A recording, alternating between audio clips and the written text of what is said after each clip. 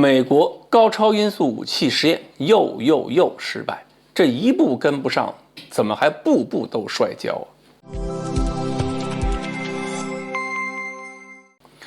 各位网友，大家好，我是刘小飞。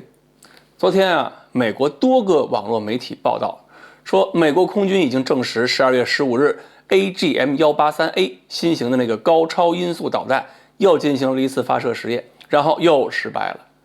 为什么要说又呢？因为4月份试过一回，那导弹就没有脱离发射架。7月份呢，倒是试验中导弹脱离发射架了，但是发动机就没点火，生生是把高超音速导弹实验飞出了高空水平轰炸投弹的味道，让我想起了 B-17轰炸机，还有一堆的二战电影。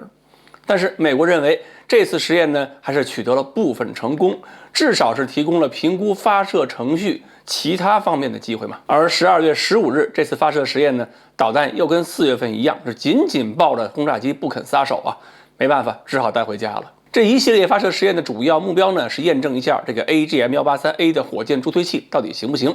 事实证明，这个助推器经过了上半场、下半场和加时赛，还能坚持一直不点火。经过这3次发射实验，美国空军部长肯德尔表示对项目进度是非常不满意。9月份他刚说完，说项目取得了一部分进展，结果12月得到的还是这么一个结果。而海军和陆军搞的高超音速武器呢，虽然也磕磕绊绊，但是很可能走在空军前面了，这让这位空军部长的脸上真的是挂不住。这里面呢，有点事儿是让人不能理解的。研制 AGM-183的是美国的洛克希德马丁公司，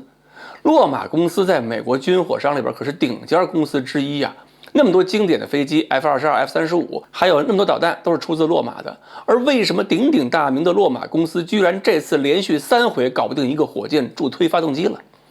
就说这个火箭助推器是新型号的，是先进的，是一个全新的固体火箭助推器，不是什么以前用过的老型号。但是3次里边有2次连导弹脱离发射架都做不到，剩下1次还没点火，这种故障是不是有点太低级了？其实呢，现在倒还不好说发射连续失败原因是卡在哪里了。也许呢是在某个很容易忽视的地方出了一个意想不到的小错误，可能就是没想到。一旦是想到了、发现之后解决了，就能闯过这一关。国内科研中呢，这种情况也很常见，遇到一个故障怎么也解决不了，后来发现其实事儿很简单，就是自己把问题想复杂了，没有找对解决问题的原因，解决问题方法方向就错了。所以呢，我们现在还不能断言 AGM-183下一次发射会不会是继续失败，也许呢人家发现问题就解决了。所以呢，也不能说美国在高超音速武器方面基础就不好。但是呢，按照目前的研制效率，这种导弹要形成战斗力，肯定得往后拖延很长时间。而这种延期可能是最致命的，因为一个项目半死不活，要牵动太多的人员和资金，弄得空军呢同类项目就没法开展了。而就算这个项目终止，重新启动个新项目，那耽误的时间也会进一步拉大美国和中国的差距，因为中国和俄罗斯发展是在加速的。作为未来重要的战略力量支柱之一，高超音速飞行器的战略价值是革命性的。如果这个领域被打破了平衡，美国还跟不上，那美国就别当什么超级大国了。这个道理美国再清楚不过。所以美国前任的那个参联会副主席海顿将军呢，就抱怨说了，中国试验过几百次了，而美国到现在只试过9次，而且还没有几次成功的，成功次数差别就这么大。那么通过成功实验获取的数据和经验，美国要多少年才能补齐呢？所以美国现在是着急了，而且高超音速导弹都没法成熟，那么计划中用来拦截高超音速导弹的拦截器就更没谱了。